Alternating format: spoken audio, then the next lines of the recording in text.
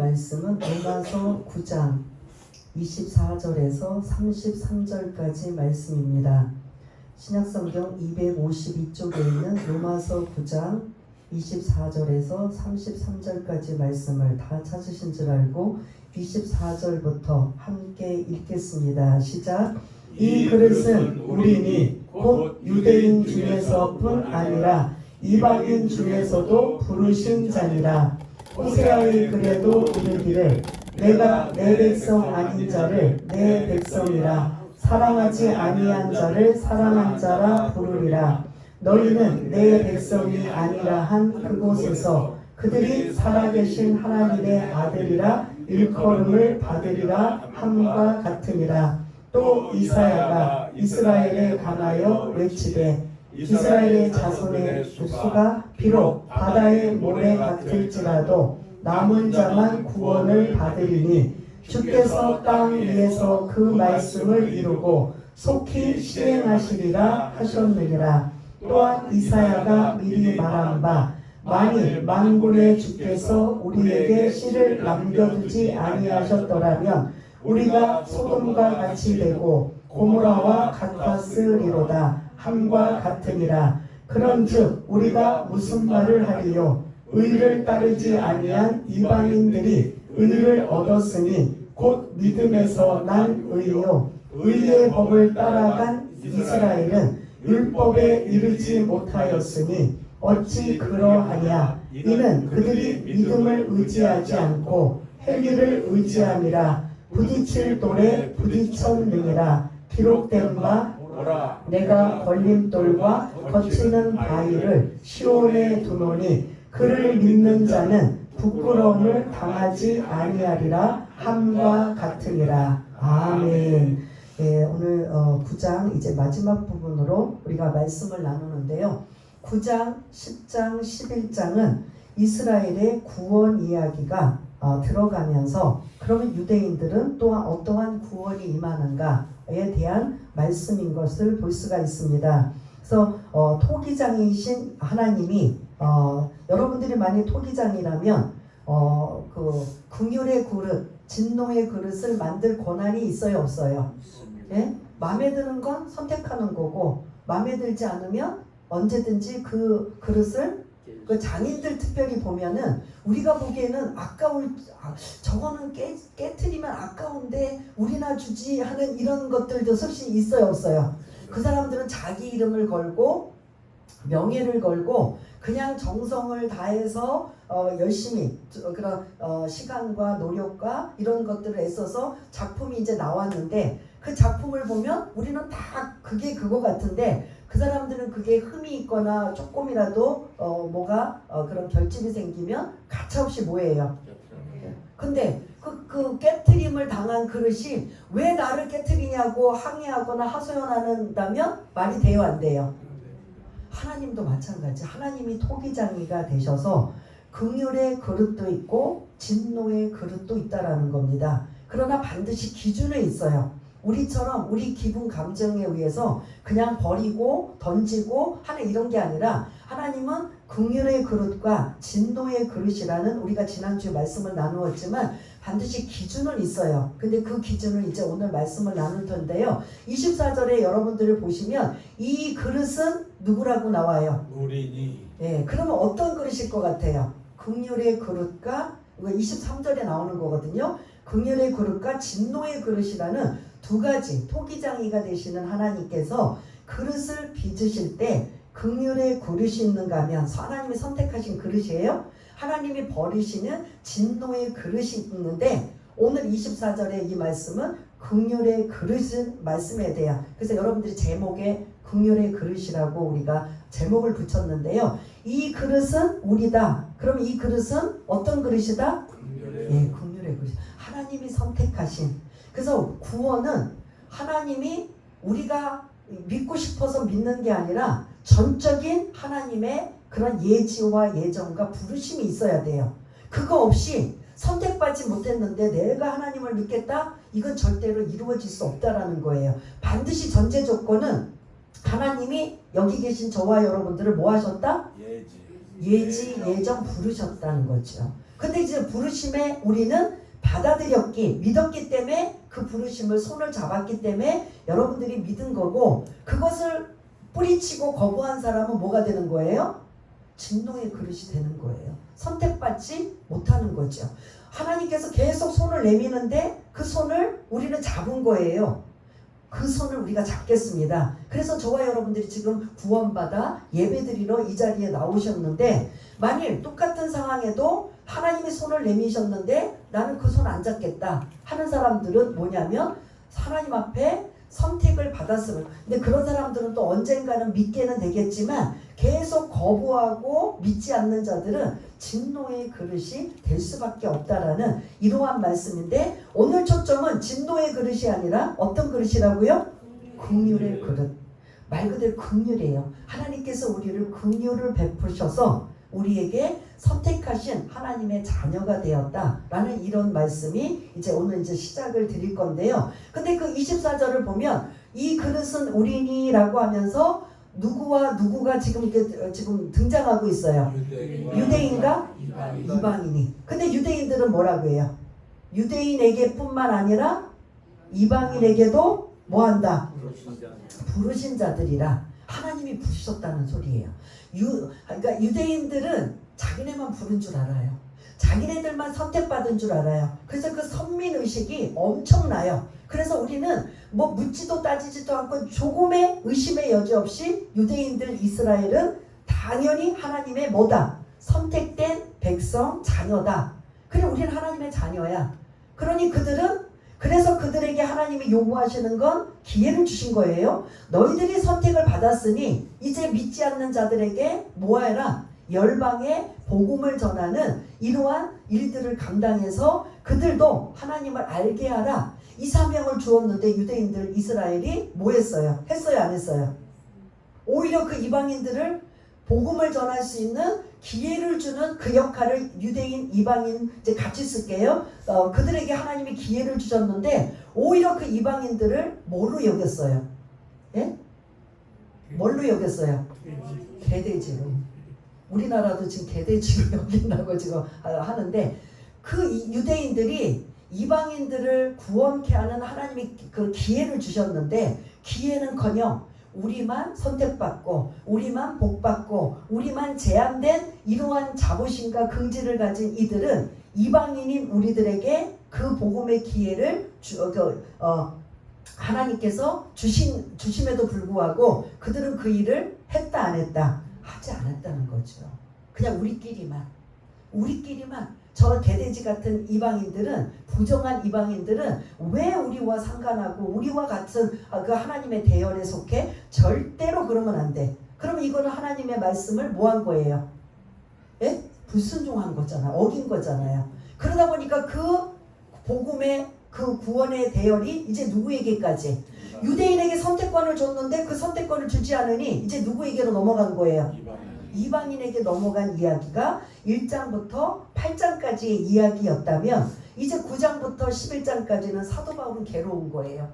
그 이야기를 자기가 서술을 하면서 그 유대인에게 기회를 준 그 복음을 이방인에게 넘어간 이러한 상황이 된다면 우리 동족 이스라엘은 어떻게 하면 좋습니까? 이 부분에 대해서 하나님 앞에 부단히 틈만 나면, 시간만 나면 동족을 위해서 가슴앓이를 하고 기도했던 사도 바울에게 하나님이 알려준 사인, 말씀, 이런 것들이 9장, 10장, 11장에 너희들 동족 이스라엘은 이렇게 될 것이다라는 걸 말씀해주고 계시는데, 그래서 구원은 유대인들이 착각하고 있는 자기네들만이라고 생각한 착각이 이제 누구에게까지 넘어왔죠? 24절을 보면 유대인뿐만 아니라 이방인들에게까지도 부르신 자니라라고. 부르심은 전적인 누구에 의해서? 하나님에 의해서. 내가 막 부르시지 않았는데 내가 막 달려간다? 이건 절대로 있을 수 없다라는 소리예요. 반드시 구원은 시작이 뭐냐? 하나님의 부르심이 있어야 된다는 거죠. 그러면 저와 여러분들은 지금 이 자리에 계시지만 내가 누구에 의해서, 우리는 부르심보다는 누구에 의해 강요당하고 누구의 손에 이끌려서 어쩔 수 없이 막 등 떠밀어서 이 자리에 오게 된 상황이어서 그거는 이제 내가 온 것 같지만 사실은 성경을 비추어 보면 누구의 부르심이었다? 하나님의 부르심이었다는 소리예요. 그래서 24절에 구분이 누구 나와요. 유대인도 구원받은, 이방인도 구원받는 이러한 내용을 지금 이제 다음 내용을 통해서 설명하고 있어요. 25절 26절에 보면 호세아서를 인용합니다. 호세아 선지자거든요. 이 호세아 선지자는 그러니까 이스라엘이 우리나라처럼 남북으로 갈라져 있어요. 북이스라엘의 선지자예요. 북이스라엘의 선지자인데 하나님이 그 당시의 배경이 뭐냐면 북이스라엘은 남유다보다도 더 심하게 그런 바알을 섬겨요. 바알을, 우상을 섬긴다는 소리예요. 하나님은 가장 싫어하는 게 뭐예요?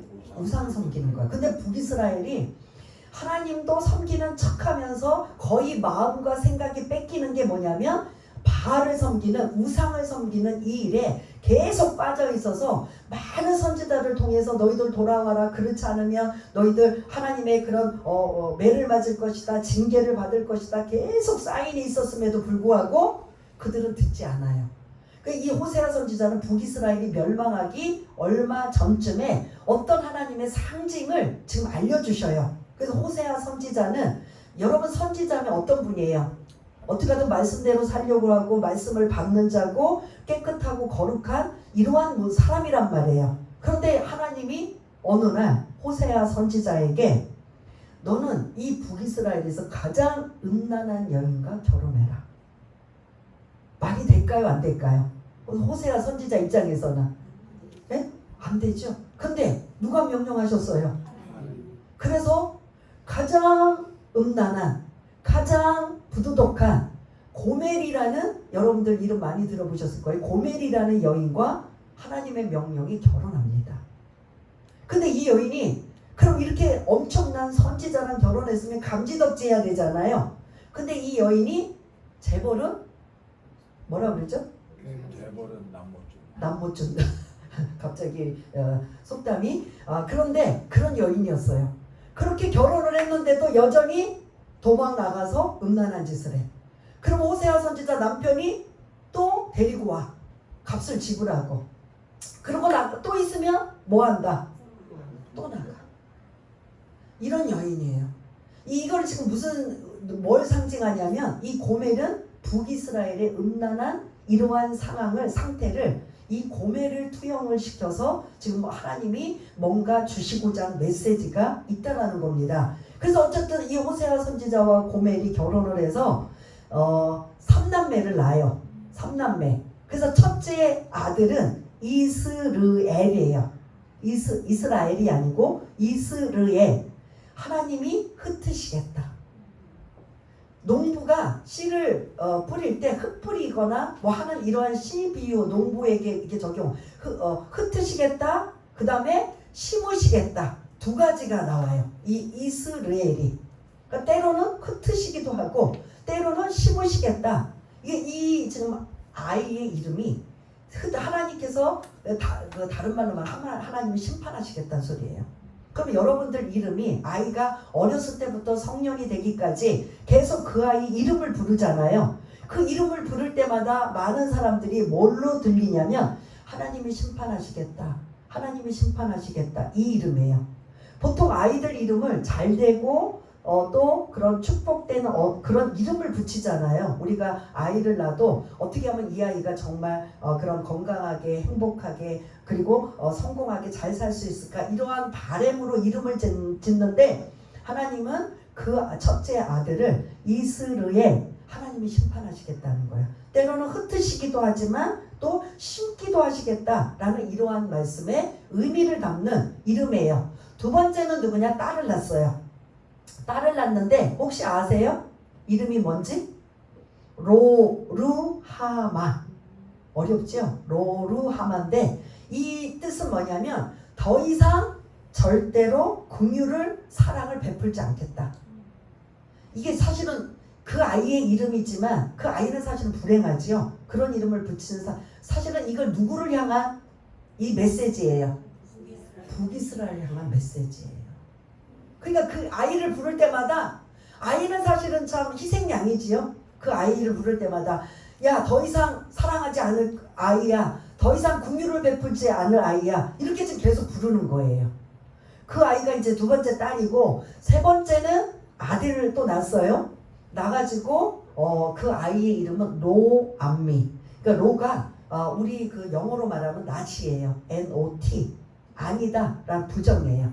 아까 로루하마도 루하마는 긍휼을 베풀다, 사랑을 베풀다 이런 뜻인데 앞에 로자가 붙이면 긍휼을 베풀지 않겠다, 사랑하지 않겠다라는 소리예요. 그러면 셋째 아이는 또 아들을 낳는데 로암미예요.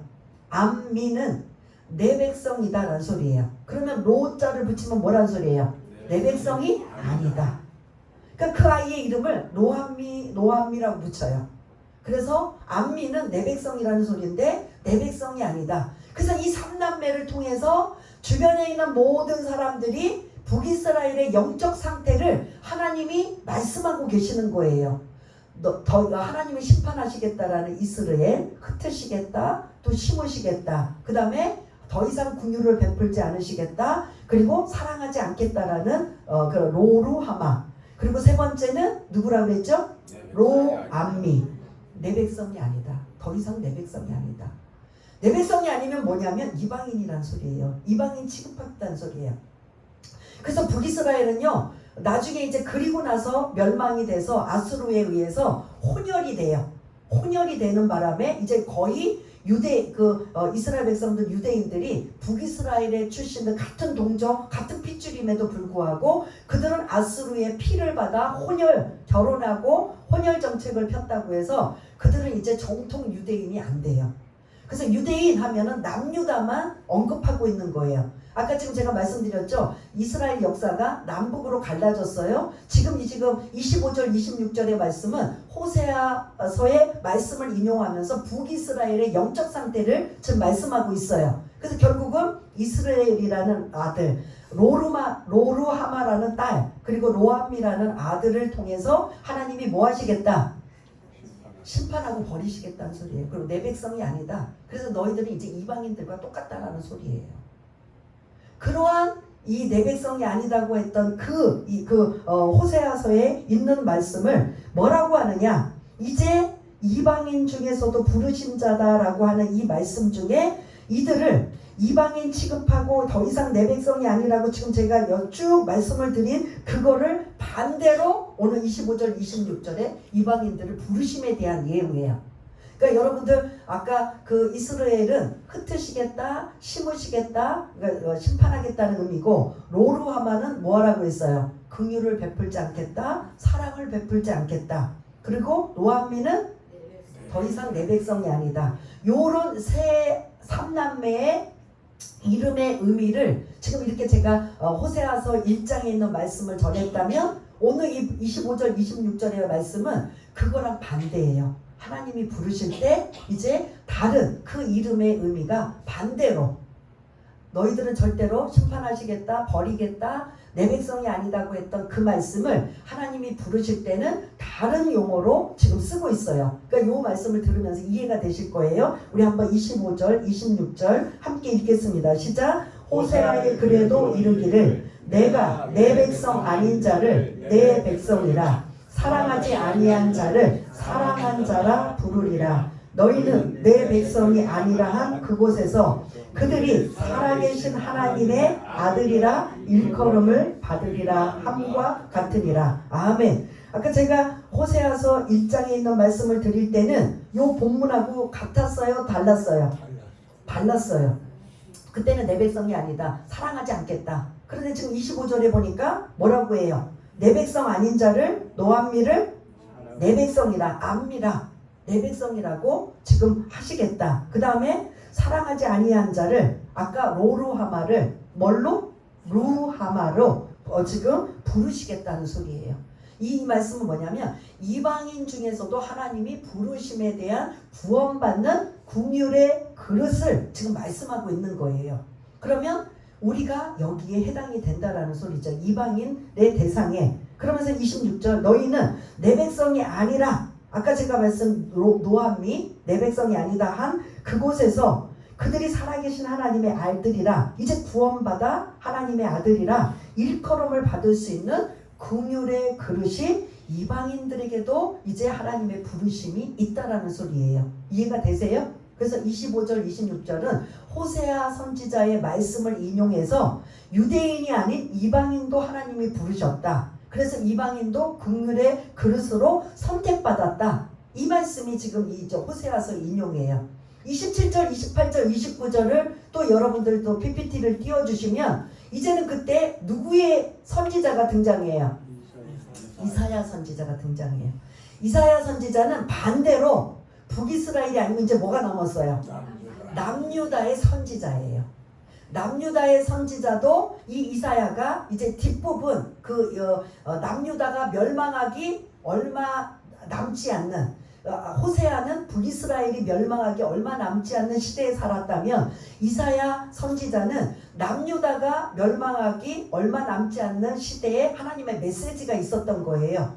이사야 선지자가 뭐라고 말했냐면 너희들은 하나님께서 너희들이 똑같이 이들도 하나님의 진노와 심판을 그들이 이제는 그 메시지를 하나님의 뜻대로 순종하지 못하니까 하나님이 심판을 말씀하신 거예요. 너희들 계속 하나님 말씀대로 순종하지 않으면 너희들도 북이스라엘이 멸망한 것처럼 너희들도 멸망할 거야. 그 말씀을 주셔요. 그래서 우리가 아는 것처럼 남유다는 어디에 의해 멸망했어요? 예? 70년 포로로 데리고 바벨론이라는 나라에 멸망이 된 거예요. 그거를 지금 메시지를 알려줘요. 그러니 돌아와라. 하나님께로 돌아와라. 잘못된 길에서 고치고 돌아와라. 음란하지 말고 돌아와라. 지금 계속 선지자들을 통해서 사인을 주는데 백성들은 돌이킬 여지가 없어요. 그러니까 이사야 선지자가 결국 하나님은 징계로 어떻게 하신다? 바벨론 포로로 70년 동안 끌려가는 거기 지금 예루살렘에서 바벨론까지는 약 어떤 학자는 1200km, 어떤 학자는 1800km라고 해요. 그걸 그냥 걸어서 포로로 끌려가는 거예요. 여러분도 1800km, 그것도 극도로 우리나라 이 지금 한여름의 더위하고는 상상할 수도 없는 체감온도가 완전히 50도, 60도 되는 그 중동 지역 아시잖아요. 그곳을 1800km, 한 1500km 그걸 끌려서 걸어간다고 생각해 보세요. 얼마 동안 갈 것 같아요? 예? 그때는 차가 없었나? 기차가 없었나? 그때는 아무것도 없었죠. 고작 마차나 말밖에 없었죠. 그거야 고위직이나 특별한 사람이 타는 거고 포로로 끌려가는 사람이 그거 타고 가겠어요? 걸어서 가면 얼마나 걸릴 것 같아요? 여러분 한 1500km를 예? 그 때약빛에 예? 어떨 것 같아요? 며칠 걸릴 것 같아요? 빨리 가면 열흘, 많이 가면 거의 한 달도 걸리는 거죠. 걸리죠. 그렇게 끌려가는 거예요. 그리고 70년 동안 그 바벨론에서 포로 생활로 끌려갔는데 지금 이 27절을 여러분들의 눈으로 딱 보면 이스라엘의 자손의 수가 바벨론으로 끌려갈 때는 거의 한 100만 명이 넘어요. 끌려갈 때. 그러니까 막 완전히 노인네, 병든 사람들, 쓸모가 없는 사람들은 아예 그 오랜 그 1500km를 갈 수 있는 사람이 못 되면 다 거기서 그냥 탈락을 시키고 건장하고 쓸모 있고 갈 수 있는 사람들은 다 포로로 끌려가는 그러한 사람들이 추정, 정확히는 아니지만 한 100만 명이 된다는 소리예요. 그렇다면 돌아오는 수가 27절에 보니까 그렇게 끌려간 바벨론 포로로 끌려간 약 100만 명이 넘는 그들이 나중에 70년 후면 다시 고국으로 돌아온다라는 하나님의 말씀이 있었거든요. 벌받아서 징계를 받아서 그들이 돌이키지 않으니까 하나님이 벌을 주신 거예요. 그래서 바벨론에 의해 멸망당하고 남유다도 완전히 예루살렘 성이 초토화되고 불에 타고 막 완전 초토화되고 이제 사람들은 다 포로로 끌려가는 이러한 폐허가 된 예루살렘을 등을 지고 지금 바벨론을 향해서 갔던 사람이 70년 만에 27절에 보면은 얼만큼 돌아올 것이다. 예? 27절에 안 나와요? 27절 한번 여러분 눈으로 한번 읽어보세요. 숫자는 안 나오지만 얼만큼? 남은 자만 돌아올 것이다. 한 100만 명이 추정되는 사람이 포로로 끌려갔는데 돌아오는 수는 다다 아니다. 그러면 그게 많을까요? 적을까요? 남은 자라는 게 적어도 얼마나 적으냐? 간 추정은 정확하게 알 수 없지만 이제 그게 추정할 수 있지만 돌아온 숫자는 확실해요. 42,360명. 5만 명 돼요, 안 돼요? 10만 명 돼요, 안 돼요? 추정은 몇 명 된다고 했어요? 돌아온. 그러면 그들이 이제 상황을 또 얘기하자면 그들이 그렇게 힘들게 포로로 끌려가서 거기서 70년을 터전을 잡고 살아야 돼요. 야, 70년이면 언제라도 하나님이 우리를 보내줄 거니까 70년을 허랑방탕하고 그냥 대충 나그네처럼 살겠어요? 아니면 터를 잡고 그래도 그 세월을 보내겠어요? 터를 잡고 보내는 거죠. 그래서 포로로 끌려간 1세대는 자리 잡다가 죽을 수도 있고, 거기서 2세대, 3세대가 태어난 사람들은 자리를 잡고 이제 정착해서 성공할 만한데, 고레스 칙룡에 의해 너희들이 이제 돌아가도 좋다. 너희들 고국에 이제 가도 좋아. 여기 남아도 좋고 떠나도 좋아. 그러면 선택권을 이제 거기 있는 유대인들 지금 이제 선택권이 있는 거잖아요. 근데 그들이 다 돌아왔다 안 돌아왔다? 지금 제가 말씀드려보면 42,360명이 돌아왔다. 그럼 나머지는 뭐예요? 뭐 했을 것 같아요? 왜 안 돌아왔을 것 같아요? 예? 그렇죠. 터전을 잡고 먹고 살만하니까. 왜냐? 고국은 지금 가면 뭐 해야 돼요? 그냥 유토피아고 그냥 선진국이고 그냥 먹고 살 준비가 다 돼 있는 게 아니라, 그곳은 가면 뭐부터 해야 돼요? 예? 폐허가 된, 불에 타고 부서지고 폐허가 된 그곳을 다시 복구를 해야 되는 거예요. 그러니 웬만한 사람들의 생각은 간다 안 간다? 안 가는 거예요. 그러나 42,360 에스라 2장에 나오는 거예요. 숫자는 어디, 근거가 어디 있어요? 에스라서 2장에 나오는 말씀이거든요. 42,360명은 그래도 내 조국에 내가 가리라. 그런 자만, 남은 자만 구원한다는 소리예요. 그래서 이방인들은 어떻게 구원을 받나? 호세아서의 북이스라엘의 상황을 통해서 구원받는 말씀을 주고 계시고, 남유다는 이사야 선지자의 예를 들어서 남은 자만, 돌아온 자들이 구원받게 되는 이러한 극소수지만 남은 자만 구원받게 되리라 라는 이 남은 자가 유대인들의 구원의 숫자인 것을 볼 수가 있습니다. 이게 지금 27절 지금 말씀드린 거 한번 같이 읽어보겠습니다. 27절만 시작. 또 이사야가 이스라엘에 관하여 외치되 이스라엘 자손의 수가 비록 바다의 모래 같을지라도 남은 자만 구원을 받으리니. 예, 바다의 모래 같을지라도를 추정으로 얼마나 된다고 제가 말씀드렸어요? 한 100만 명 된다는 거. 근데 그곳에 가서 더 낳고 하면 더 많을 수도 있어요. 그런데 돌아온 숫자는 정확하게 얼마다? 42,360명이라는 남은 자만 구원을 받게 된다. 하나님이 국률의 그릇을 이 100만 명에게 다 기회를 줬어요, 안 줬어요? 그런데 받아들인 건 누구예요? 이들만 받아들인 거예요. 우리 눈에 보기에 폐허고 가면 못 살고 가서 정착하기가 힘들고 여러 가지 악조건임에도 불구하고 42,360명은 그 길을 택한 거예요. 구원의 길을 택해서 온 자들이, 남은 자, 그런 자들이 유대인들의 국률의 그릇이다. 이거를 누가 알려주셨느냐? 하나님이 사도 바울이 그렇게 동족을 향해서 내 동족은 도대체 구원받는 겁니까? 못 받는 겁니까? 이것 때문에 눈물 콧물 쏟으면서 안타까워하니까 하나님께서 구약의 말씀을 호세아 선지자, 이사야 선지자의 말씀을 가지고 구원의 하나님의 계획은 이럴 것이다. 그래서 유대인들은 다 구원받는다? 못 받는다?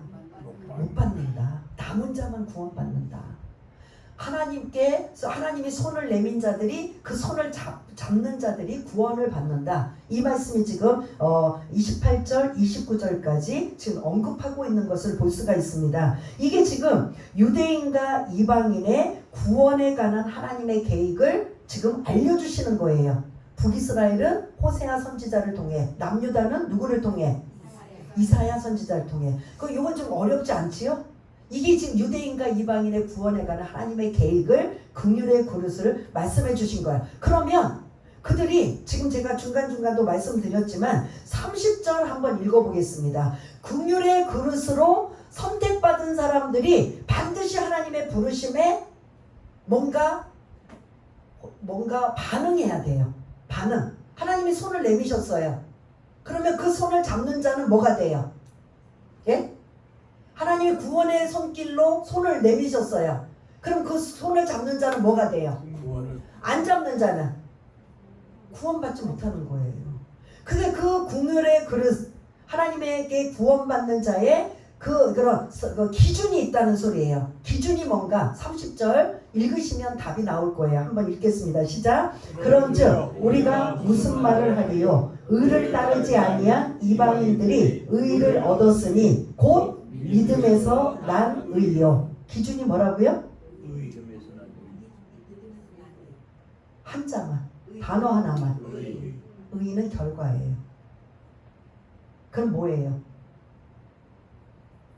우리가 1장부터 8장까지 그렇게 강조했던 이신칭의가 뭐예요? 오직 의인이 되려면 뭐로 말미암아 살리라? 그럼 30절에 뭐가 기준이에요? 믿음이에요. 그 손을 잡는 게 믿음이에요. 그래서 잡은 자는 의가 되는 거예요. 의는 구원이란 뜻이에요. 의는 구원. 구원받기 위해서 반드시 믿음으로 뭘 잡아야 돼요? 손을 잡아야 돼요.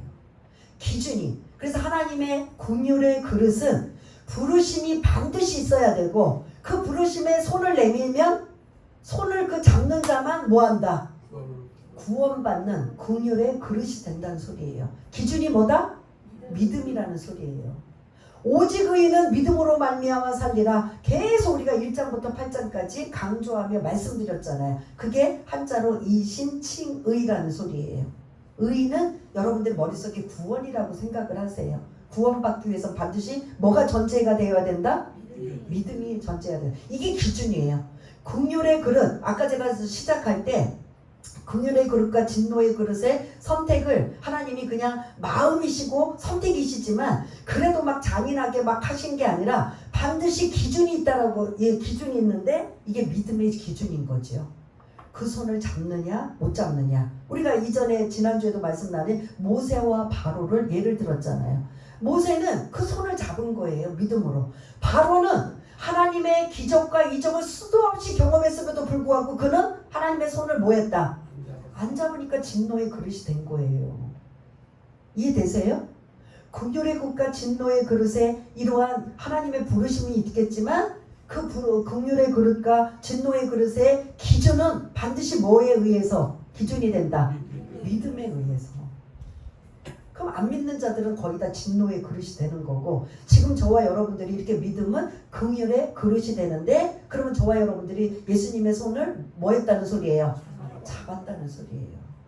그런데 31절 32절에 남은 자 극소수, 유대인들은 100% 거의 99%다 선택받아서 구원받아 하나님의 자녀가 될 거라고 착각하고 있는 그들이 아주 소수의 남은 자만 구원받는 이유가 뭐냐? 그럼 그들에게도 뭐가 되는 거예요? 똑같이 우리와 똑같이 뭘 잡아야 돼요? 근데 이전에는 잡았어요. 근데 예수님이 오셔서는 예수님의 손을 뭐 한 거예요? 안 잡은 거예요. 우리는 그 예수님의 손을 뭐 한 거예요? 오늘 말씀이 뒷부분은 그거예요. 우리는 긍휼의 그릇으로 택함받은 우리는 예수님의 손을 잡았다. 근데 그 예수님의 손이 예수님 앞에 수식어가, 예수님 하면 뭐가 떠올라야 돼요? 예? 예수님 하면 뭐가 떠올라야 돼요? 우리를 구원하시기 위해서 십자가에 지신, 십자가에 달리신 예수를 우리는 뭐 했다? 손을 잡아서 우리는 긍휼의 그릇이 된 거예요. 그런데 유대인들은 십자가에 달리신 예수의 손을 내밀었는데 그들은 손을 뭐 했다? 안 잡고 거부했다. 왜요? 우리도 잡았는데? 그들의 생각은 십자가는 저주받을 자인데 우리의 그 구세주로 메시아로 오시는 분이 어떻게 저주를 받는 십자가를 지실 수 있느냐? 이거 누구 생각이에요? 하나님 생각이에요? 그들의 생각이에요? 그들은 그 생각으로 가득한 거예요. 그러면 아무리 이해가 안 되고 납득이 안 되고 공감이 안 돼도 그 생각이 하나님 생각이 아니라면 뭐 해야 돼요? 예? 내려놔야 되잖아요. 왜냐하면 구약에 예수님이 오실 분이 어떻게 오시는지 이사야서에서는 더 정확하게 십자가를 지실 분이라는 걸 계속 알려줘서 우리는 여러분들한테 설명을 해줘야만 아 그렇구나 하지만 유대인들은 이사야의 말씀을 줄줄줄줄 알아요? 몰라요? 알아서 앞으로 오실 메시아는 이렇게 오실 것이다 라고 다 거기 써여 있어요. 볼품도 없고 흠도 없고 뭐 아주 초라하기 짝이 없고 이런 그런 연약하기가 짝이 없는 그런 자가 오실 것이다. 그분이 누구다? 그분이 오실 것이어서 그렇게 아주 처참하게 그런 비참하게 죽으실 것이다. 그거를 그들이 알지만 아는 것으로 끝나고 그 예수를 그들은 뭐한다? 손을 안 잡은 거예요. 그러니 극소수인 남은 자만 구원받는다. 이거를 지금 누구에게 알려준 거예요? 사도 바울에게 알려주는 거예요. 왜 우리 동족은 선택받았는데 하나님의 자녀인데 하나님이 택하셨는데 왜 우리 지금 이스라엘을 왜 저 예수를 안 믿습니까? 막 이 부분에 대해서 막 가슴앓이를 하고 막 몸부림치며 기도하고 있는데 하나님께서 이사야 선지자의 말씀 이러한 말씀을 계속 알려주면서 십자가 지신 그 예수의 손을 잡아야 되는데 그들은 뭐하고 있다? 안 잡고 있는데 어떻게 구원해 주냐? 그러니 사도 바울은 그거에 대해서 공감해요, 안 해요?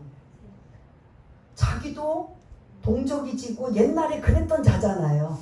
그렇게 예수 믿는 자를 핍박하고 박해하고 죽이기까지 했던 그가 부활의 주님을 만난 이후에 진짜 예수가 메시아고 구세주라는 걸 알고 목숨 걸고 복음 전하잖아요. 그때 동족들에게 복음을 전할 때마다 어떻게 해요? 받아들여요? 어떻게 해요? 거부하고 거부뿐만 아니라 완전히 돌 던져 죽이려고까지 하는 거잖아요. 그러니 이 말씀을 하나님께서 알려주시니까 그때서 아는 거죠. 이건 어떻게 할 수가 없구나. 그들이 손을 잡지 않으면 내 동족이라 할지라도 하나님이 이전에 선택한 백성이라 할지라도 십자가에 달려 우리를 위해 죽으신 그 예수의 손을 반드시 기준이 이거예요. 뭐 해야 된다? 믿음으로 잡아야 되는 거예요. 근데 저와 여러분들은 그걸 잡았다 안 잡았다? 잡아서 긍휼의 그릇이고 안 잡은 유대인들은 뭐가 된다? 진노의 그릇이 되는 거예요. 근데 이스라엘 백성들은 억울한 거예요. 그럼 이해가 안 되는 거예요. 그러면 하나님의 말씀으로 따라가야 되잖아요. 자기네들의 그 사상과 그 고집과 아집이 너무 가득하다 보니까 그 손을 내민 손을 뭐한다? 안 잡고 있는 거예요. 이게 오늘 이제 결론 말씀이에요. 하나님이 유대인도 구원하시고 이방인도 구원하시는데 그거를 편파적인 게 아니라 반드시 기준이 있다고 말씀드렸어요. 그게 30절의 기준이에요. 뭐에 의해? 믿음으로 손을 잡느냐 안 잡느냐. 유대인도 믿음으로 손을 잡느냐 이방인들도 손을 잡느냐. 근데 그 믿음이 반드시 뭐냐면 십자가에 달려 죽으신 예수를 믿음으로 내가 손을 잡느냐 안 잡느냐. 이게 기준이에요. 근데 우리 이방인들 그래도 우리는 잡았잖아요. 근데 유대인들은 당연히 자기네들 하나님의 자녀라고 선택받았다고 자부심, 자랑, 교만, 막 별의별 자긍심을 다 가지고 있는 그들이 하나님이 똑같이 이걸 요구하고 있는데 이거에 대해서는 뭐하고 있다? 거부해요. 극소수만 주님이 오시기 전 재림 전까지 극소수만 뭐할 것이다? 믿음에 의해 십자가에 달린 예수를 손을 내미신 그 손을 잡는다는 소리예요. 그럼 지금도 21세기를 사는 2026년에도 지금 저 이스라엘은 민족들은 여전히 메시아를 기다리고 있고 십자가에 달린 예수를 뭐하고 있는 거예요? 거부하는 거예요. 이해가 되세요? 그래도 이제는 그들이 안 되니까 우리가 이방인들이 거기 가서 뭐예요? 그 예수를 손을 잡으라고 계속 전도하는 거예요. 이해되시죠? 우리가 복음 전할 때 다른 거 전하지 않고 누구 전해요? 예수 전하는 거잖아요. 예수 안에 우리 죄 문제를 해결하신 십자가에 달리시고 십자가에 죽으신 그 예수를 전하고 자꾸 알리면 그들이 그것을 믿음으로 받아들이는 그 손을 잡을 때 그들도 똑같이 하나님은 이방인과 유대인들의 그런 평평성을 똑같이 맞춘 거예요. 아무리 예전에 선택을 받았고 아무리 예전에 그런 택함을 받았다 할지라도 똑같이 예수님 십자가에 달리신 예수님을 손을 잡느냐 안 잡느냐 이해되시죠? 예, 그래서 이제 마무리 32절, 33절을 읽고 31절부터 33절까지 읽고 이제 마무리하겠습니다. 시작. 의의 법을 따라간 이스라엘은 율법에 이르지 못하였으니 어찌 그러하냐. 이는 그들이 믿음을 의지하지 않고 행위를 의지함이라. 부딪힐 돌에 부딪혔느니라 기록된 바. 보라, 내가 걸림돌과 거치는 바위를 시온에 두노니 그를 믿는 자는 부끄러움을 당하지 아니하리라 함과 같으니라. 아멘. 31절에 이스라엘이 32절에 연결되는데 뭐를 의지하지 않고 32절 믿음을 의지하지 않고 뭘로? 네. 조금 말씀드린 믿음. 십자가에 달리신 그 예수의 손을 내밀었는데 그걸 믿음으로 잡지 않고 됐어요. 우리는 그거 이해도 안 되고 납득도 안 되고 공감이 안 되니 우리 행위로 구원받겠습니다. 이게 지금 그들의 생각이에요. 여전히 예수를 거부하는 거죠. 그런 예수 우리 안 믿게 우리는 손 안 잡아요. 막 물에 빠져 허우적거려서 살려달라고 하는데 예수님이 손을 내밀었는데 아니에요. 그 십자가에 달린 예수 손을 안 잡아요. 우리 행위로 구원받을래요. 우리의 상식으로는 맞아요, 틀려요? 예? 우리 상식으로는 이해가 안 되지요. 그 손 잡기만 하면 되는데 근데 이들은 손을 뭐 한다? 우리 노력으로 구원받겠어요. 이건 뭐예요? 이해돼요? 어리석은 자들인 거죠. 이 말들은 뭐냐면 십자가라는 저주받는 그 십자가에 지신 십자가에 달린 주 예수를 우리는 공감하지 않겠다는 소리예요. 그래서 믿음을 의지하지 않고 이방인들은 그 믿음을 의지해서 구원받았는데 의지하지 않고 행위에 의지해서 우린 구원받겠습니다. 막 물에 빠져 허우적거리고 있는데도 그 예수님의 손을 뭐하고 있다? 예? 안 잡는 거예요. 이건 보통 강심장 아니에요? 지금 이스라엘이 지금 그런 지금 모습이라는 거죠. 그래서 마지막 예수님을 뭐라고 표현하냐면 돌이 2개 나와요. 뭐 어떤 장애물이 나와요. 뭐죠? 걸림돌과 부딪히는 걸림돌과 거치는 어디가 부딪힘이 나온다고 생각해요? 예, 33절. 예. 33절 걸림돌과 거치는 바위. 이게 뭐냐면 십자가라는 소리예요. 보라, 내가 하나님께서 걸림돌과 거치는 바위를 십자가에 달리신 예수 그리스도를 어디에 두노니? 시온에 예루살렘에 두노니. 그래서 그 십자가에 달린 예수를 뭐하는 자는? 믿는 자는 부끄러움을 당하지 않는 구원받으리라.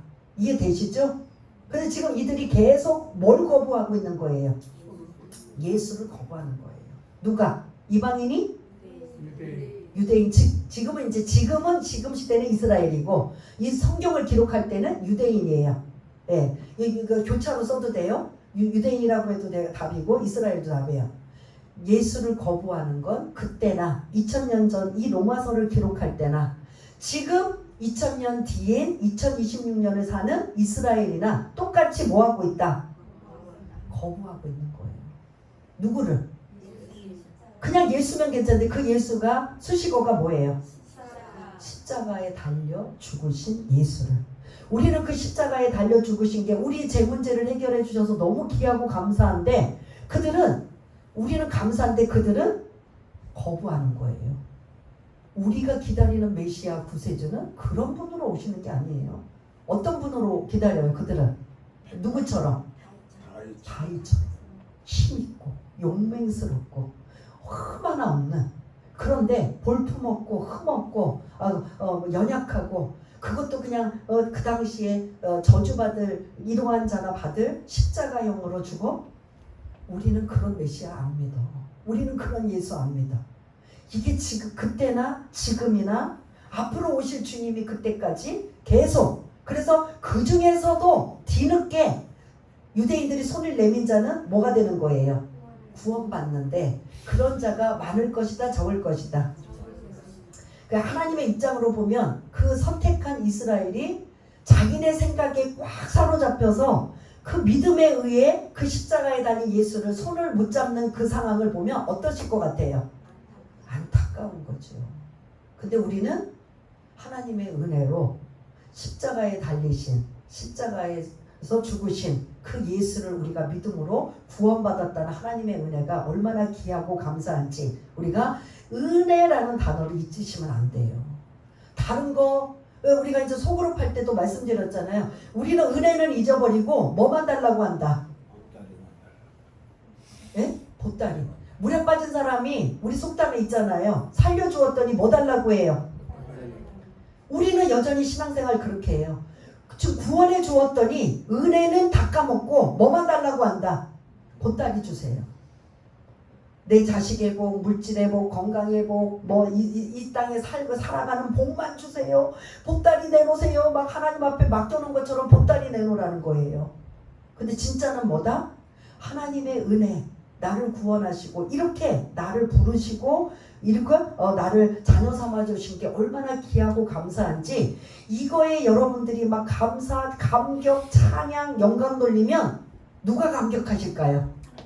하나님이 감격하셔서 보따리 우리가 구하지 않아도 주셔요. 근데 우리는 은혜는 이제 다 잊어버렸어. 맨날 뭐만 달래?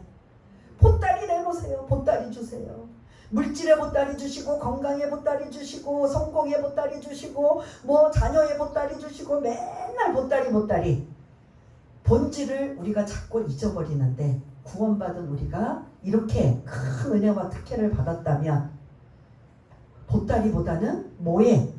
본질인 하나님의 은혜를 잊지 마시길 바라겠습니다. 오늘 이 말씀 우리 한번 생각해 보면서 우리가 십자가에 달리신 그 예수가 우리에게 손을 내밀었을 때 우리가 그 손을 잡아서 구원받은 긍휼의 그릇으로서 우리가 하나님의 은혜를 잊지 않고 날마다 믿음으로 그렇게 구원받았다면 믿음 가지고 하나님 앞에 충성하고 헌신된 자로 살기 원합니다 라는 이러한 마음으로 한번 우리 기도하는 시간을 되기 원하겠습니다.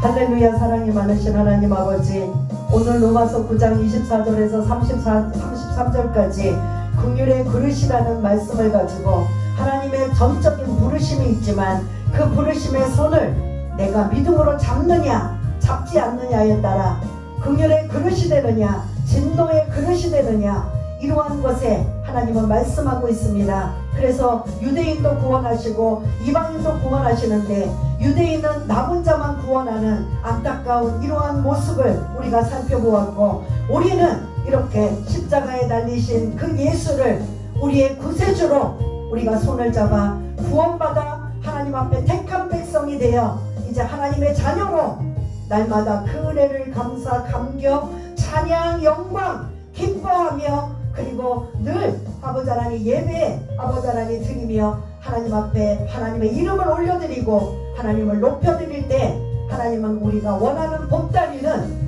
알아서 해결해 주시고 책임져 주실 줄 믿습니다. 왜냐하면 내가 숨만 쉬어도 한숨만 내도 뭐가 필요하니? 라고 이렇게 하시는 분이 하나님이신데 우리는 순서를 바꿔서 은혜는 다 까먹고 보따리만 달라고 자꾸 한다면 이건 잘못된 순서고 방법인 줄 믿습니다. 우리가 이제 알았다면 하나님을 감동시킬 만한 그런 은혜의 사람이 되어 나머지 보따리는 자동적으로 하나님이 때마다 채워주시고 부어주시고 넘치게 하시는 그런 은혜를 경험하는 복된 자들 다 될 수 있도록 주님 도와주옵소서. 하나님 아버지 감사합니다. 오늘 유대인과 이방인의 구원, 즉 긍휼의 그릇은 반드시 믿음이 전제되어야 된다고 말씀하고 있습니다. 그 믿음은 십자가에 달려 죽으신 우리를 위해 우리의 죄 때문에 십자가에 달려 죽으신 그 예수님의 손을 내미시는데 그 손을 잡기만 하면 유대인이든 이방이든 구원받는 하나님의 놀라운 은혜가 임하는데 유대인들은 지금도 그것을 외면하고 그리고 거부하여서 믿음에 의지하지 않고 행위를 의지하여 구원받는다라는 32절의 그 말씀을 근거로 한다면 안타깝고 또 안타까울 수밖에 없습니다. 이제 때가 주님 오실 때가 다 되었는데 모두가 긍휼의 그릇이 되어 모두가 우리가 정말 기다리고 소망하는 그곳에 함께 가서 함께 복락을 누리며 그곳에서 찬양하고 영광 돌리는 이러한 모습으로 살아야 되는데 우리는 미련하고 연약하여 그 긍휼의 그 그릇에 참여하지 못하는 안타까운 자가 있다면 그래도 우리는 은혜 받았기 때문에 그 은혜를 잊지 않고 날마다 많은 이들에게 그 예수 십자가에 피 묻은 그 예수의 손을 잡으라고 우리가 그 중간 역할, 유대인들이 하지 못한 그 중간 역할을 우리가 하기를 원하는 하나님의 뜻을 잊지 않고 날마다 은혜 가운데 승리하며 살아갈 수 있도록 주님 도와주옵소서. 모든 것 감사드리오며 사랑이 많으신 예수님 이름으로 기도드리옵나이다. 아멘.